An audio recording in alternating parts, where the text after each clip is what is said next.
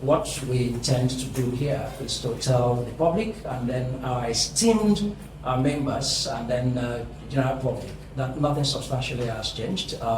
All of the decisions that have come out from the various high courts, courts of coordinate jurisdiction, I think will be settled until we get to the Supreme Court. But what's fundamental is that the judgment of Peter Lifu today on the Federal High Court is not final, and then has not changed substantially the position of the University House of Assembly with respect to the leadership of the University House of Assembly, as far as the APP is concerned. And that's why we went to court. We hold the view strongly, even up to now, that there are vacant positions in the University House of Assembly, and then those positions need to be filled. And then it's our knowledge that there are 3 members that left, and then there is a speaker in that regard, in the person of Right Honorable Victor Kojombo. This is our knowledge, and I think it's the public knowledge. What's emphatic to the party is that those vacant positions have to be filled, and as a party, that we have a right to take part in the elections that we are calling INEC to conduct, and that's why we approach the court.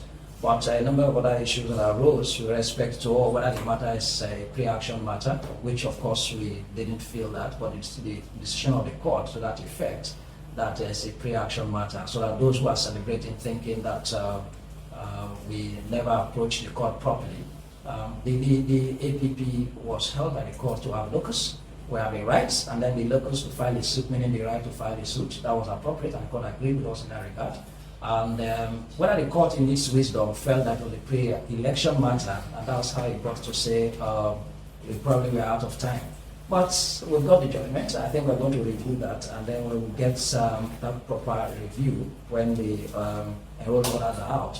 We'll be taking the appropriate step that I think we would agree to take. But what's also further fundamental is to state that all of these issues about the University House of Assembly and the leadership of the University House of Assembly and the various decisions that are in court, including Justice Wiley's decision that restrained the estranged former members of the University House of Assembly from interfering with the activities and proceedings of the University House of Assembly, is a judgment to the courts. And then that judgment is even on appeal. I think we understand how to the Supreme Court. It's until that appeal is determined. These matters are still very ripe. And then, of course, again, even when they relied on Justice Omotosho's judgment, and including an interdictory injunction by Okoro, those matters are not matters that are actually directly connected or related to the reason that the APP went to court. Because we never approached the court to ask the court to declare any seat vacant. It's our position that as a responsible party, and then having the duty and obligation to uphold the provisions of the Constitution and ensure that every authority and every person in this country defend the Constitution. So we felt that we needed to take the step that we took. And then that step it remains our candid position. So Justice Omotosho's decision is also important to tell the public that it's on appeal. As a matter of fact, there are even 2 appeals against that decision. So the Court of Appeal is there to determine those appeals. That's the principal appeal, and there's even a cross appeal by those who even appear to take advantage of that decision and then claim that it's in their favor.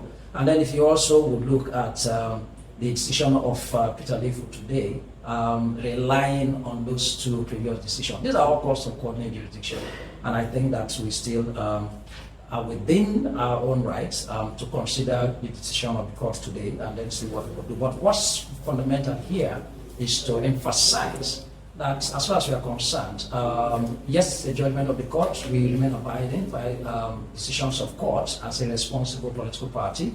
And then, but it hasn't substantially changed anything, because there are still a number of matters subsisting, even in high courts, with respect to all of these matters, and then at the Court of Appeal and at the Supreme Court.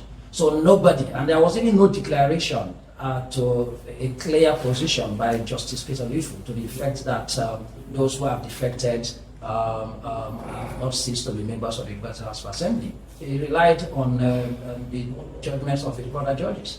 But those are judgments that are even subjects that are before the appeals.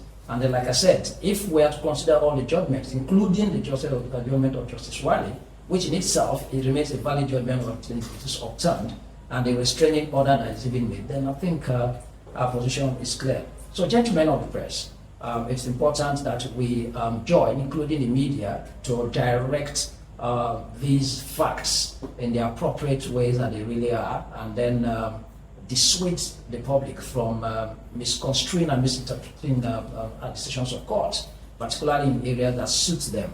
So for our members, our esteemed members, we enjoin you, and even the generality of the entirety of Rivers indigenous residents here, there's nothing to worry about. I think that the Constitution of the Federal Republic of Nigeria, at the end of the day, will become the pointer of all of this. The Constitution is supreme, and it is the ground norm, and every citizen, every authority has a responsibility to ensure that it is being protected, and then it's been upheld, including judges, of course. I've made my points in several interventions that authorities will include the judiciary, will include judges, will include even the presidency, and everybody has a fundamental responsibility to protect the provisions of the Constitution.